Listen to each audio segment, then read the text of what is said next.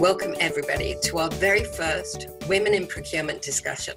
My name is Martine Booth and I am delighted to be joined by 6 prominent women in procurement to discuss the difference that women can and do make in the world of procurement. So to start us off, I'm going to ask our panel to introduce themselves. And Tamara, let's start with you. So thanks a lot, Martine, for being our moderator today, and thanks a lot to Niels and the team for the invitation. Thanks a lot to all in the panels to participate together with us today. So my name is Tamara Braun. I'm since amazing 27 years with SAP.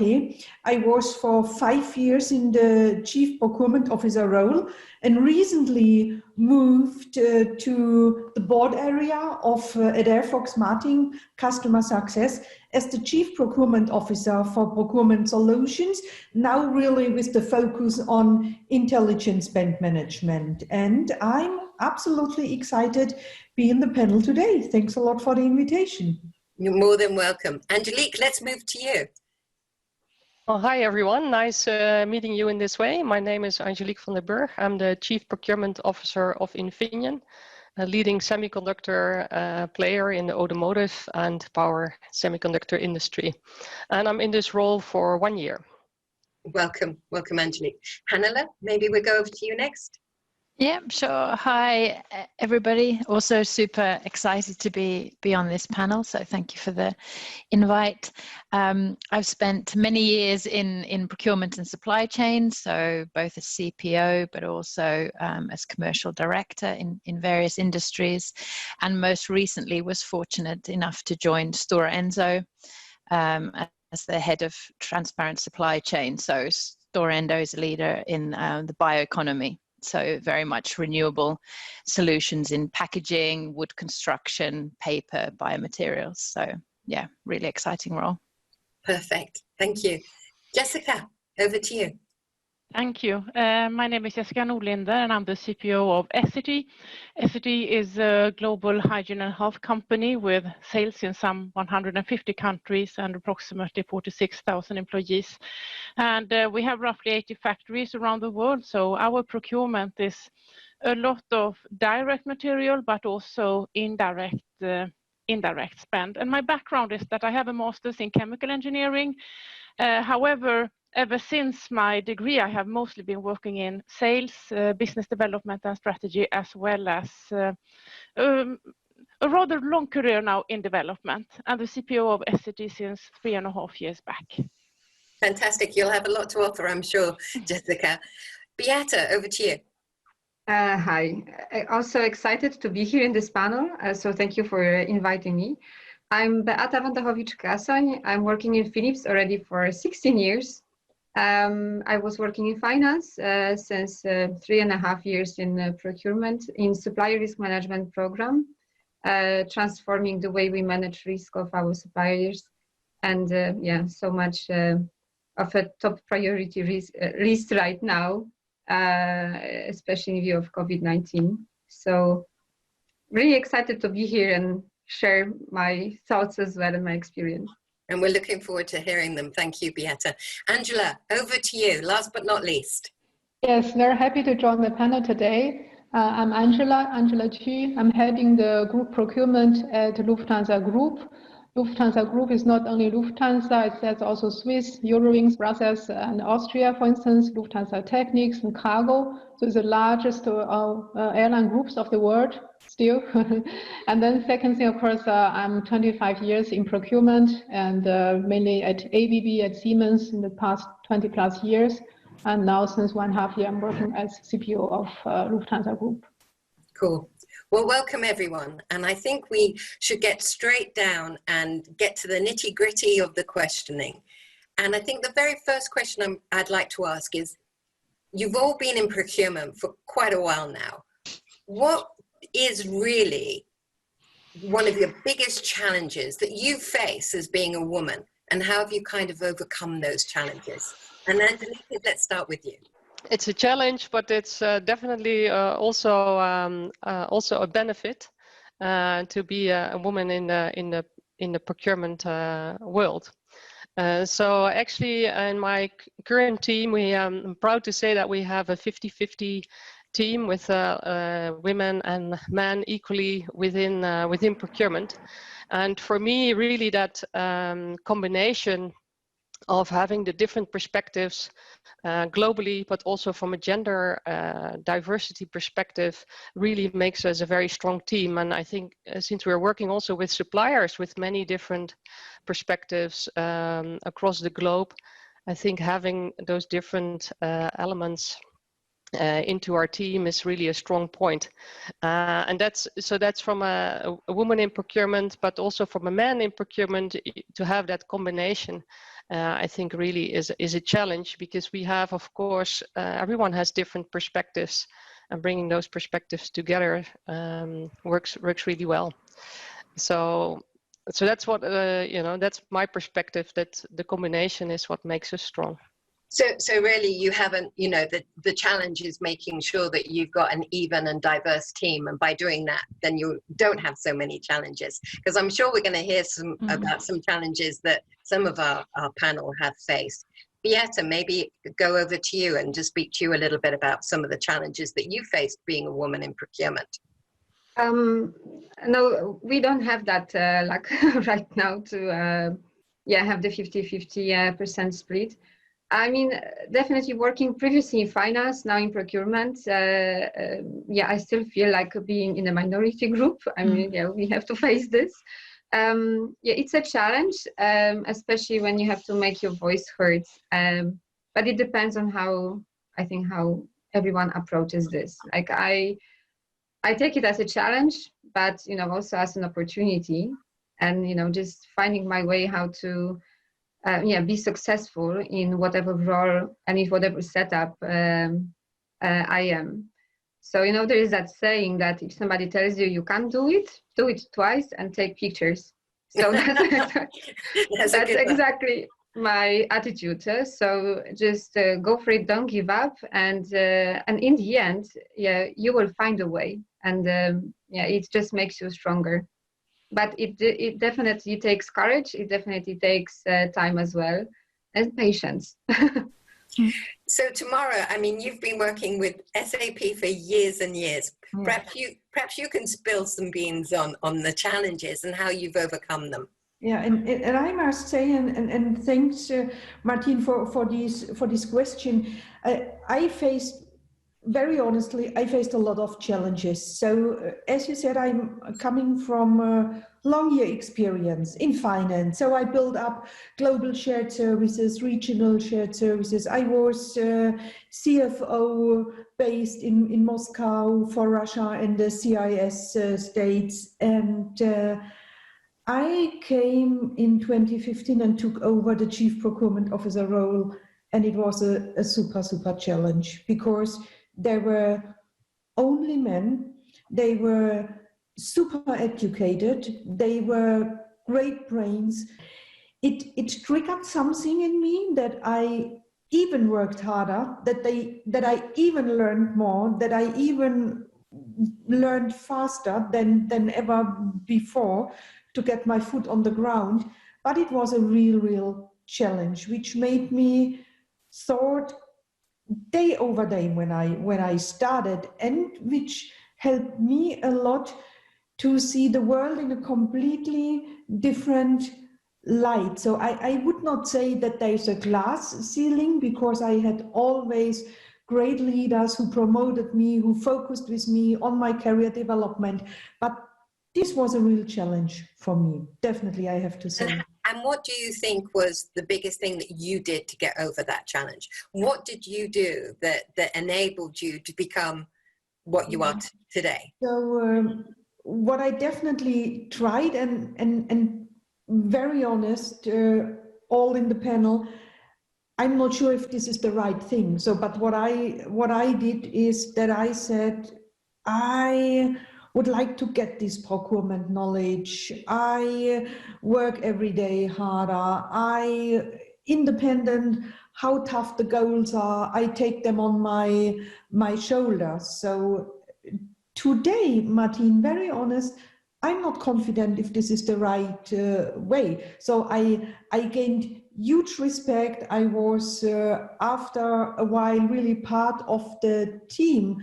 But from my point of view, to a much higher price than men have to pay. That's my personal opinion. Not sure if it is right or wrong, but it is my personal opinion, my story, how I entered procurement. No, I think, you know, you're so right. I mean, that for me, women have to work twice as hard and be twice as good to be able to compete in this world. And, you know, the person who you succeeded would have caused, you know, he was your typical CPO. So to bring you in and for you to make your own stamp must have been difficult. Jessica, I can see you smiling there. Yes, I would definitely echo what you said there, and it's both funny and a bit tragic sometimes. And I feel that well, I think that we have all faced many challenges during our career. But when I then got to this level, then 3.5 years ago, when I landed this position as CPO. It was quite a big challenge because I was maybe not seen from the outside as the most likely candidate. I don't think that I fit the part, even though I actually felt that I did. I was actually rather frustrated because I felt that I actually had so much to offer. I have always over-delivered on results. I am a very good leader, and I felt myself that I have a very good combination of a cool brain and a warm heart, and I felt that I had to show it, whereas others maybe don't have to show it so much. That was the challenge, and that when I got the role, and then permanently after maybe 6 months, and then to hear afterwards from people then on my level and the level above, well, actually this has worked out great. And I felt, yes, you know, I wanted to say, of course it did. You know, of course it did, because I am a well-rounded leader and very high functional knowledge in my field. And I believe that women suit very well in procurement with having this great ability to grasp multiple perspectives, to both be able to deliver results and to care about the organization, to focus everyone in the same direction while doing it, communicating, etc. And so my greatest challenge was that I actually, as a person, get a bit impatient, and I felt impatient when people seemed surprised that I could do the role. Because, you know, maybe it's appropriate to feel then, yes, you know, I have really had to struggle to do it, when I actually felt, no, why were you so surprised? Hats off to you for, you know, for persevering and keeping on going and having that belief in yourself. I mean, it was that belief that actually I am right for this job and everybody else is wrong and I am right. And I think that is testament to you, Jessica, in sticking with it and proving them that what they needed is right in front of their eyes. So well done for that. Hannele, maybe we'll come over to you and talk to you about some challenges. Yes, well, you'll be not surprised to hear that I echo the stories that Tamara and Jessica told. But I think perhaps to your second part of the question, so, you know, how to overcome these, and I think Jessica's tenacity is a great testament to where she is. I think some of the things that I guess experienced or learned is that certainly when I was starting out, there was definitely a lack of female mentors.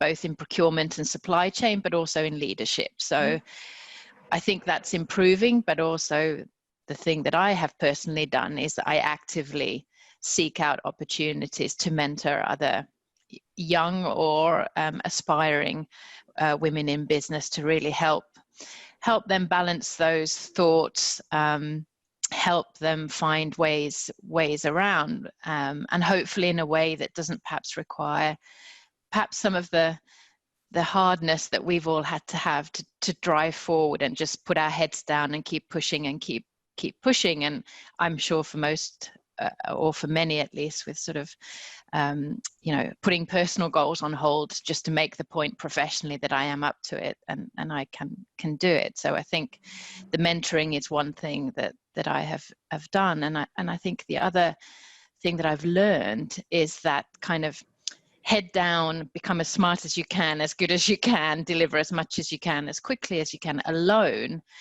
is perhaps not the right way. So I think to Tamara's point, I've learned to be more patient and collaborative and bring, because I've also realized that it can be quite threatening, especially if you're in an all-male environment and then you have this female individual land. They're also not always sure how to handle a female leader, and we are different in our approaches and styles.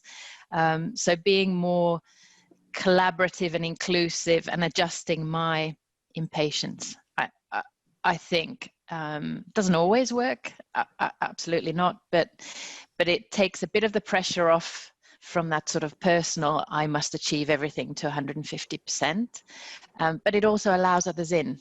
So I think a personal learning for me has been I'm sure I alienated members of my team in the beginning by my sort of head down, charge for the finish line approach. So I achieved alone rather than as a collective. So I would say they're two things that I've done. I think that we forget sometimes that it's not the destination, it's the journey. It's the journey that we're on and how we face that journey and the things that we do on that journey, which is sometimes more important than being the greatest CPO that there is alive.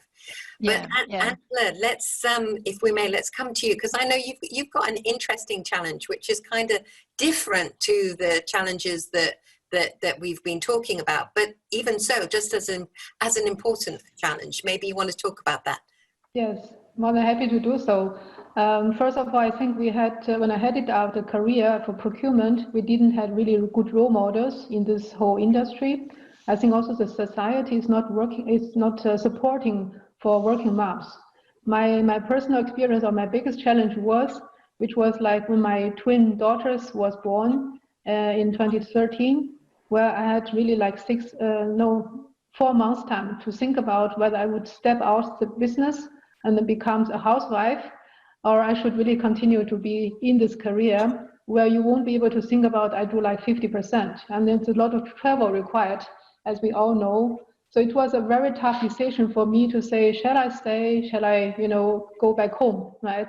And I really had very strong support from two men I have to mention. The first one is my line manager, so my superior, who is very much, all the time reminds me what is most important for you. He always says, go home, your child is more important, your family is more important, business comes second. So you should take care for your family first, and then you can finalize your work anytime you have time. At the evenings or over the weekends, I don't mind, you have a present time here.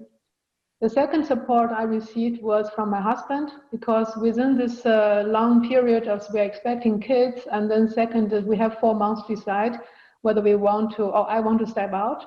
And he finally took the approach, he voluntarily says he wants to step out. So he was 20 years as a pilot flying for Swiss International Airlines, and he stepped out, and then he said, as much as I know you, you are much more a woman who like to be in business, who remains in business context, and he stepped out of his profession. I think those are things where I appreciate very much for these two gentlemen who supported me through my biggest personal challenges along my career lives. What I learned is I truly learned about leadership. Leadership for me nowadays means I always tell my people to say, hey, the most important things is about your family, your own health. There's nothing else much more important than that. If you first take care for those two things well, you will have energies, you have time to take care for the rest.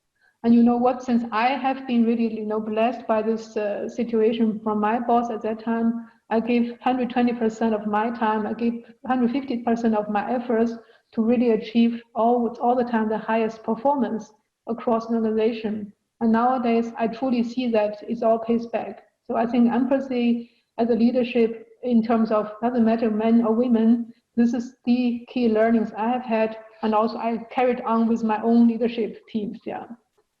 No, that's great. Thank you, Angela. And really insightful into some of the challenges that we as women face. But I also think we don't just face challenges. I also think that we bring something very, very different to the business when we're allowed to.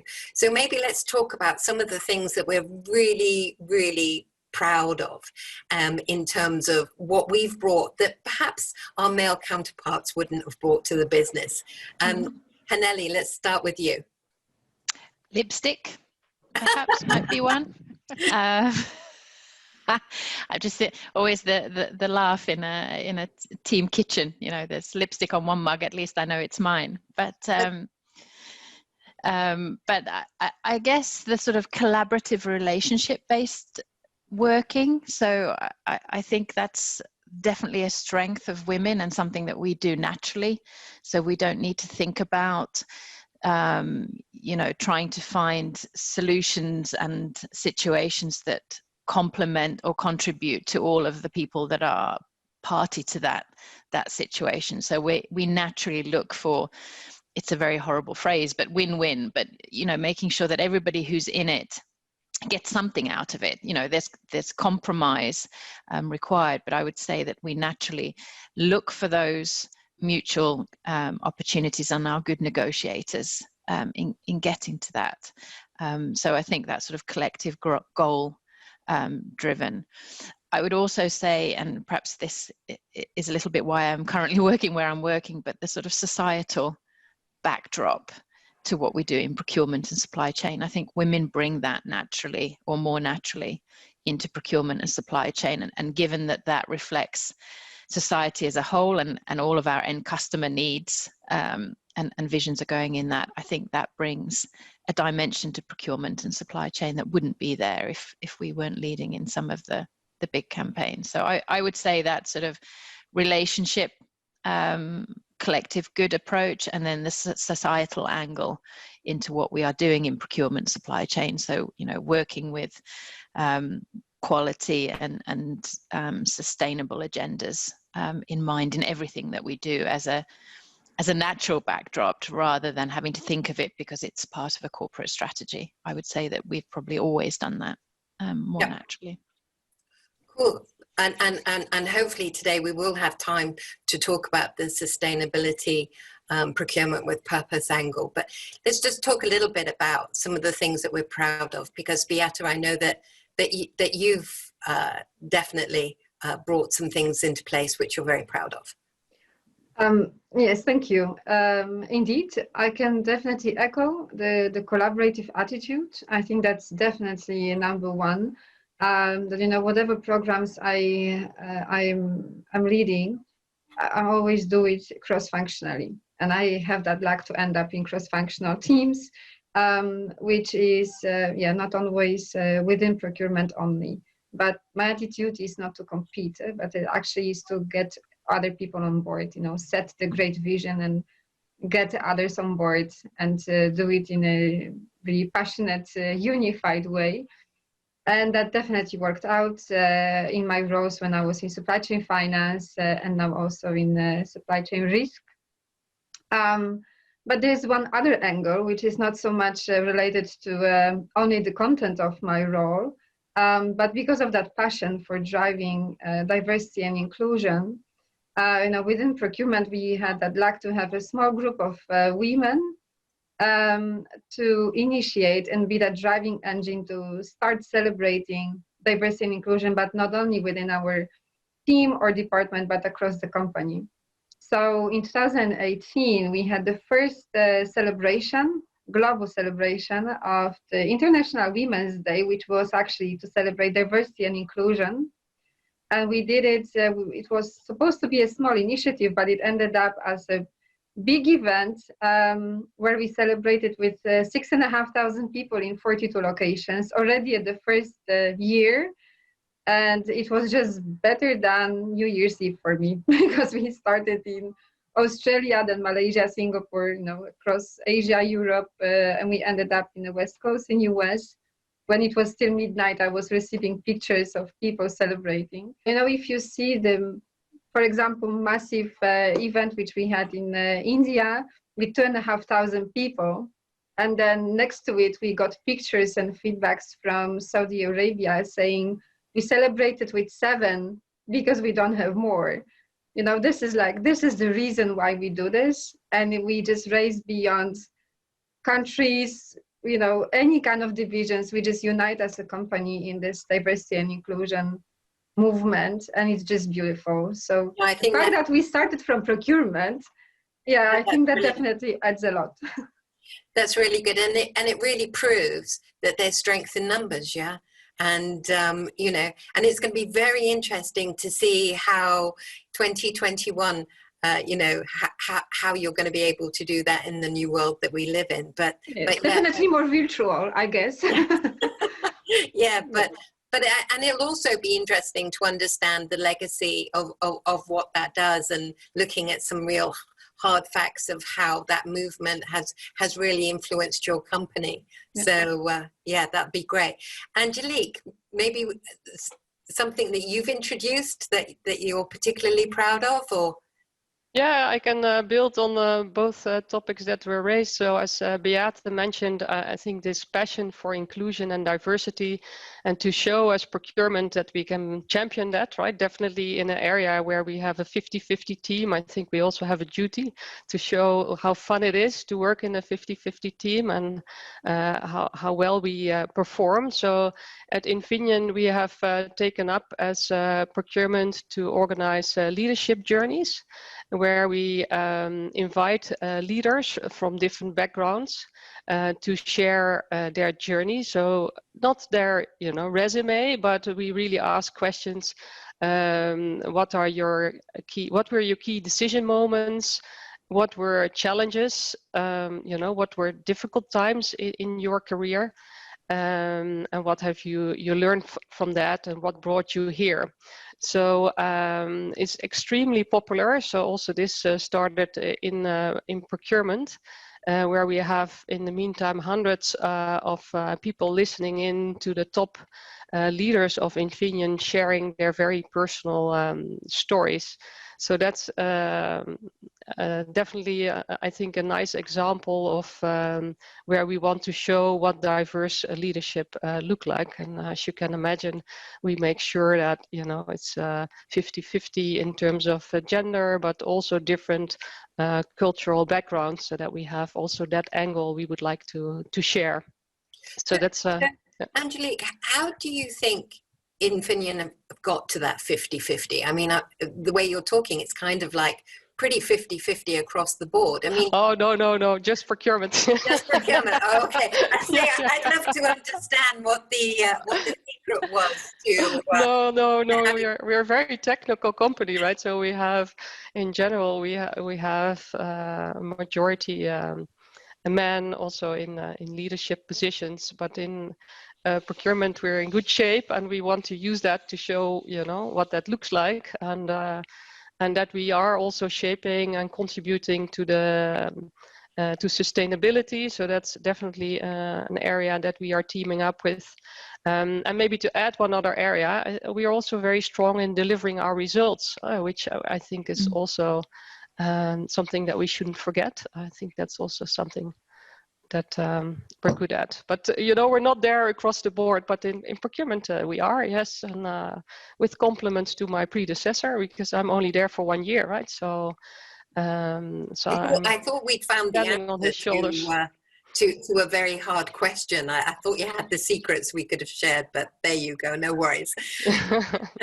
Tamara, maybe over to you. And you know, what kind of things did you bring to SAP that you're proud of? I know that procurement with purpose is very close to your heart. So maybe an opportunity. This is my personal passion. This has not necessarily something to do with my job. This is my strong belief that only when we are working very, very purposeful, when we have a real focus on our environment, on social topics, on these things, then we are successful in the future. This is my personal passion. I know we are coming to this a little bit later. So when I was listening to Hannele with the mentoring topic, and when I was listening, Angelique, to you with this cultural difference topic, I must say where I'm super, super proud of, beside the procurement with purpose, is really that I managed to bring young talents in, really, that we have young women, young men from completely different cultural background, from completely different geographic background. And one thing I'm super, super proud of personally is we had at SAP a program named Refugees at Work when all the things happened in Syria, and we employed an amazing talent, a man, and I learned really how tough it is for these people to find a job, to bring the family into a safe environment, to leave everything at home. This is an absolute incredible destiny which no one of us can really understand, and it is and I'm super proud of that. At least I could find a job for one of these persons in a permanent job at SAP, and this makes me super, super happy, and this is something where I'm super proud of. It is, the story is told in a minute, but it took us so many weeks and months to find a place, to get the headcount, to bring everything into position that it works, and this makes me really proud. When I look back now, that I say, hey, at least there's one family where we are really in the position that this family has a good life. The kids can go to school in Germany. They are now getting a super education, and this makes me really, really proud. Beside the other topic where we will definitely talk about all what has to do with... We're coming up to that topic without a shadow of a doubt. So this makes me proud, and this goes really hand in hand what Hannele said with the mentoring topic, or Angelique, what you say, when we have the focus really not only on the gender diversity topic, when we have it really on geographies, when we have it on generations, when we have it on gender. So this is really something where I'm absolutely proud of. Very cool. Yeah, well done. Angela, do you want to add anything? Yes, I would like to mirror what Beata and Angelique just mentioned. One particular thing I was very proud is also I set up a program, which is a women development program for the ABB group a couple of years back. That served as a foundation of the current ABB group diversity inclusion programs, which started from procurement and supply chain, and afterwards it rolled it out to all the company. Now moving forward, in my recent 1.5 years at Lufthansa Group, I have to say we had tremendously good leadership development programs. I'm playing now an active role. As I said, I was missing this role model functions in the past when I started my career. So now I actively support my younger generation colleagues to be their role models. So I'm an active member, like a mentor or keynote speakers in all these fantastic programs like Future Shapers, so Future Leaderships, Future Women Leaderships, Women's Network. So I'm really an active member in all these different activities to facilitate the discussion on diversity and inclusion. At the same time, I'm also one of the key role models to also hire talented women into the procurement organization. So I'm really happy that recent couple of months, we were able to hire 4 or 5 really young talents, women talents joining the team, which bring fantastic new ideas, new way of looking at things, which is a very good achievement. Okay. Thank you, Angela. Jessica, anything to add? Or? Oh, well, I was thinking about what you said on a previous question, Angela, then one of the key to success to become a CPO or a senior leader, at least for women, is to find the right partner, because if you don't have the right environment around you at home and at work, it's very difficult to succeed and to be able to devote so much time to your work that it actually takes, even though you can always you try to manage your time. A senior position requires a lot of time, and it requires a lot of support around you to be able to make that happen. And I think that's one of the most important choices you can make, to find a partner who is not afraid of partnering up with someone who is interested in having a career, and who will most likely spend a lot of their time at work. No, I mean, I think that it's so interesting to listen to all the different perspectives that the members of the panel have, and I can't say that I have implemented any particular type of program and so on, as some of you have so interestingly made. But my reflections is maybe that what I believe that I have done differently to maybe my male counterparts is that as a woman, we have been brought up that we are expected to listen to other people, and we are very expected to be well-rounded. And I believe that has helped me to adapt my style to different audiences, to different stakeholders, and to different people that report to me, how to lead and how to communicate. And therefore, I feel that as a female leader, I might have the advantage of having a greater toolbox in that sense. I don't just apply the same style across the board. I apply different styles depending on the environment. If I'm with my manufacturing colleagues, or if I'm with finance, I think that sometimes we are going through the analysis of what they need in a different way. And I think, Jessica, we're talking about emotional intelligence there. Yes. We have that as women in spades, I hope. Yeah. So maybe something that I am very proud of is that I feel that in my role, what I do is that I am unlocking potential within the organization that maybe have not been appreciated or seen before. Maybe that also comes to my background. I think that I am just as result-oriented as the next guy, so to say. However, I believe that I maybe have a greater tolerance for, or a wider scope into looking at how people can develop if they are given the right environment. And if we talk about women and female talents, I sometimes think that women, due to their upbringing or environment, are maybe not raising their hands to get the extra assignments. They are maybe not raising their hands to get the feedback that they might need in order to be able to take the next step and to develop. And so as a female leader, I try to take the time to give constructive and candid feedback about what it takes in order to develop your career, and also to, when I recruit, actively go fish for candidates. Because if you just look at the people who have applied, it's the people who felt that they, you know how sometimes men read a job ad.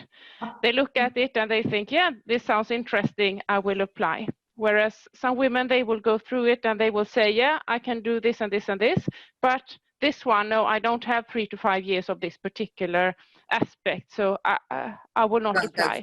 So what I've done is that I have actually asked people, why have you not applied to this position?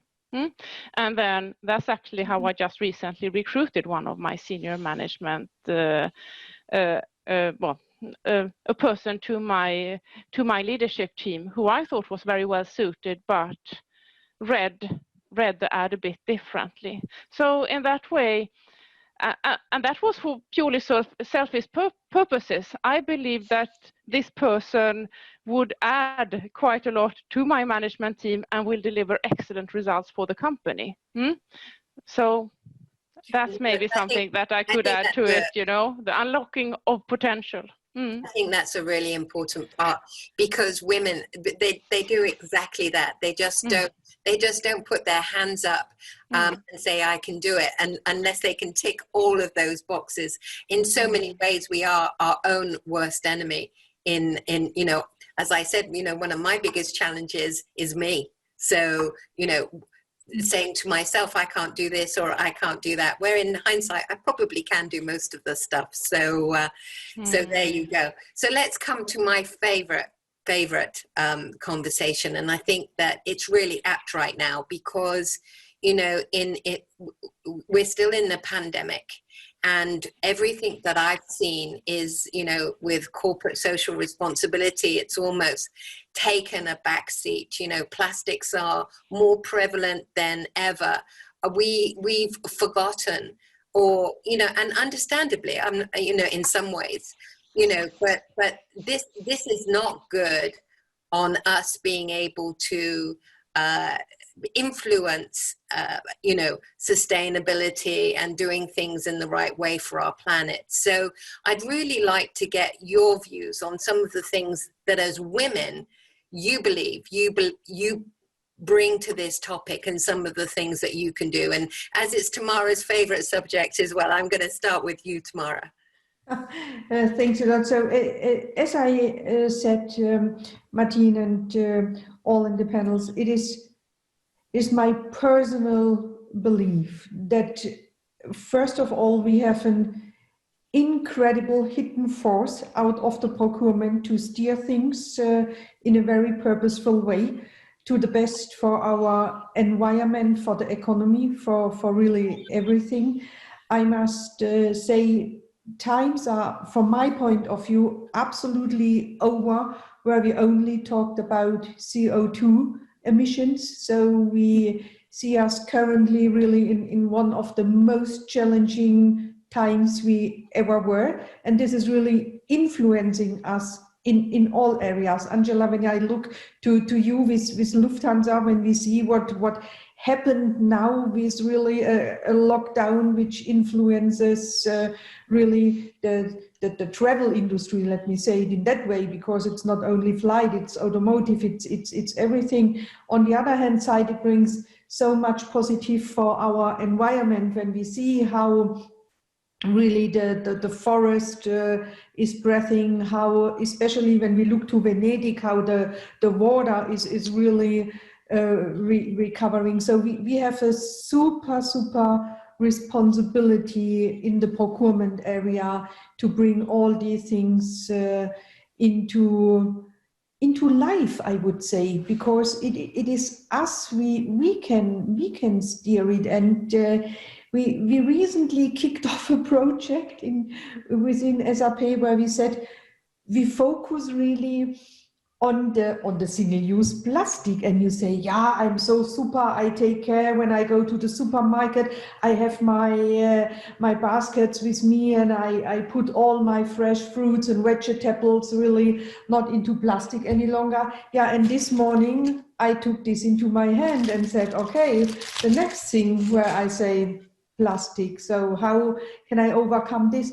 And I'm really confident we have a superpower out of the procurement area to make a significant turnaround in all these things, in CO2 emissions, in how we feed animals, how animals live, where we are buying for our canteens the meat. Do we really need to offer everyday meat, or can we go more to vegetarian food, having it in balance? Because so all this, I would say there is such a strength coming out of the procurement teams where I say, ladies and gentlemen, let us stick our heads together and let us go really for a purposeful world in the future. So this is really something where you see it in my passion. I'm really burning for. Okay. Maybe, Hannele, I saw you nodding your head so much there in that conversation. And as a woman, do you feel that you spend a lot of money in procurement? Do you think that we make a difference? And do you bring a different perspective, do you think? And is it still important to you? So absolutely. I would say yes, absolutely, but really sorry. Yeah, absolutely. So I think you're absolutely right, Martine, to make the point that, in procurement and supply chain, ultimately, we have the keys to all of the supply, because we're the ones having the conversations, and as leaders we're talking to our strategic supply partners, so we have a seat at the table to have the discussion. I would say women, from what I've observed, not only within my own teams, but have thought about total cost of ownership and whole life costing for far longer than before they were buzzwords, but to include the environmental impact. And I very much see women leading the charge on things like circular economy when we're talking about procurement and supply chain. So I would say, we have the opportunity, absolutely, because we are there at the table. And I would say women typically are not afraid to be creative and take the innovative road, or the road less traveled. And I think that's what enables us to bring in some of these really, really important elements to perhaps what have been quite traditional ways of procurement and traditional supply chains. Because let's be honest, I mean, our supply chains are very aware of the movement and aware of society's expectations and needs. And the ideas are just untapped. And it's definitely women in procurement and supply chain that are initiating these conversations and are more receptive to having the conversation and taking it to the board and showing the benefit, not just in cash terms, but in the sort of whole life principle. So yeah, definitely an advantage when we have women in procurement taking those conversations and taking those forward. Perfect. Angelique, maybe you, how have you experienced this? Yeah, so when I joined Infineon, we developed our procurement strategy, our mission or ambition, whatever word you prefer. But definitely I put green on the agenda, and I still remember having with my team some conversations like, what do you mean green, socially responsible? And now 1 year later, it is in also the corporate agenda. We have committed also as Infineon to become CO2 neutral. We do have a long history in sustainability, but I think with the new energy also from the procurement side, we're driving this further. And I strongly believe that this is, this is the future. And as procurement, you can then basically already drive those discussions with suppliers to influence the choices that we make. And the discussions with suppliers are changing, right? It's now becomes a topic. Suppliers are reaching out on what they are doing. We're discussing together how we can take it into the equation. So yeah, it's really good to see that. Also a personal passion from myself, like Tamara was saying, like I am also active in this topic as a private person, but of course the impact you can make in your function is actually much bigger. So I'm glad I could bring this into the agenda, and that together with our suppliers, we're looking at becoming CO2 neutral over time. And Angela, let's come to you, because I know this is, with Lufthansa, this is important. So maybe, what do you think that women are bringing? What are you trying to bring into Lufthansa? I think it's also, like Tamara mentioned, it's a process regarding sustainability and corporate responsibility. Those are things I also embedded into our procurement vision 2025. So it's one of the leaders actually we are building up. And for me as a woman, I have to say there are two things. One thing is I want to live out this world with a much better environment to our kids, to our next generations. I think every mom will consider whatever you can do to save the planet and to save the kids and the kids of the kids afterwards, really with a much better environment. Therefore, it's a personal passion, but I think that goes very well into my profession, to influencing decision makings on supply selections and how do we award supplier who can bring us innovative and sustainable ideas, like alternative fuel, plastic-free solutions. I think we as a company are very much focusing on this CO2 emissions. Of course, there's a long way to go. Therefore, we need a lot of collaboration with the suppliers. The personal passion, of course, for me is about the working environment. I think we want to create a sustainable working environment for the women to come, right? I have 2 daughters. I know many of our colleagues have daughters at home, have nieces, sisters at home. So how do we create the working environment, a much more sustainable environment that we can be inclusive for talents, for different genders, different nationalities? It should not be a matter of selecting talents and bring them also, into the workforce. Therefore, that's also my personal, let's say, ambition to really say enhance diversity into supply chain management, into procurement, but also to be a role model in many other functional areas. Yeah. Beata, maybe do you want to add anything here before? Yes, so it's really inspiring even to listen to you all, but I can build on this maybe from other perspectives. So let me make maybe 3 points. One is we have a beautiful sustainability program, a supply sustainability program, and we are driving this. It's also one of the elements in my supply risk management program is to look into compliance. So definitely something that Philips is very strong, very committed to. And I'm also very proud that we are a company that is also looking in circular economy, and we look into corporate responsibility, and it's really amazing. So that is number one. I think the second point I wanted to make is there is another angle as a consequence of COVID-19 is like you see the whole impact on financials of our suppliers and many companies. I mean, number of bankruptcies in US, for example, now is just number 1 and the highest since recession, and that was like in 1918. So given this situation, there's another angle looking at the responsibility is supply diversity. Also, so that's something we are looking into, what kind of impact we can make by onboarding diverse type of companies as well, and are we fit enough, are we contributing enough also from this perspective. It's not an easy topic, also not easy to get the buy-in for that, but a very important, especially in this situation now, and I think for the next couple of years ahead. Because I think we see only the tip of the iceberg, unfortunately. And I'm just talking about it because I'm also very much looking into financial risk of our suppliers. And the third angle, I think it's maybe more beyond procurement of what we can do as a company. So I'm also an ambassador of our Philips Foundation. And Philips Foundation is just a beautiful, beautiful organization where we want to bring healthcare to underprivileged countries.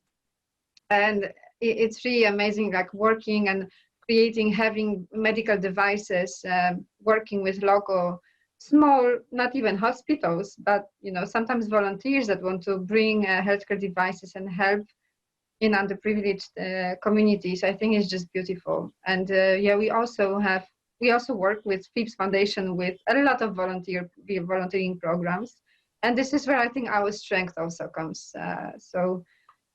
That would be my 3 points. Good. Thank you, Beata. So Jessica, let's end with you. And I don't know what to say now, Martin, because Tamara just threw one of our products on the floor. We made that one. well, I know the vendor who has supplied the packaging and where it's been produced. No, but of course, working for a company that has 80 manufacturing units, and we use all kind of materials in our diapers, femcare products, and our tissue products, and we have a very active. We have. I mean, I would say that all our innovation projects involve sustainability, and in regards to plastics, there I believe that within procurement we have really played a very important role in scouting for vendors who can provide recyclable products, recyclable content, bioplastics, or no plastics, moving towards a completely different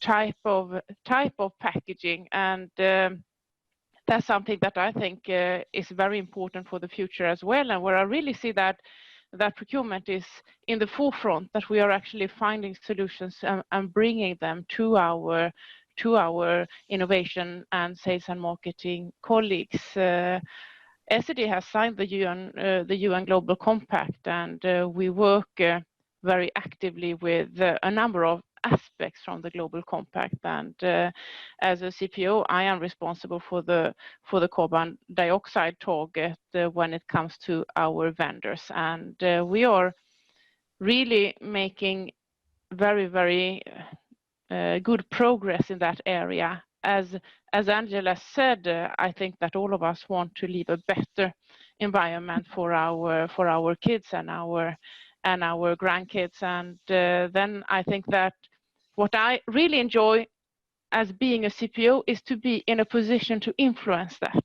And that's something that I've always strived for in my career, to be in an impactful position. So that's what I feel discussing with you today, is that I can impact the future, both for my company but also for society in general, by how I steer and how we as a community work towards the future. Well, it would be very I just feel very much more confident that, you know, we have 6 women here in influencing positions that are so passionate about something which is so obviously so dear to all of our hearts. And it would be very interesting if I was talking to a panel of 6 male CPOs, whether that would be exactly the case. I don't know. Hopefully they would surprise us and prove me wrong, but we'll wait and see. Anyway, I want to thank all of you so much for giving us your time to talk about, hopefully, what I think is some very interesting things that women bring to procurement. And hopefully you all enjoyed it, and thank you very much. Thank you, Martin. Thank you, Martin. Bye. Thank you. Thank you. Bye.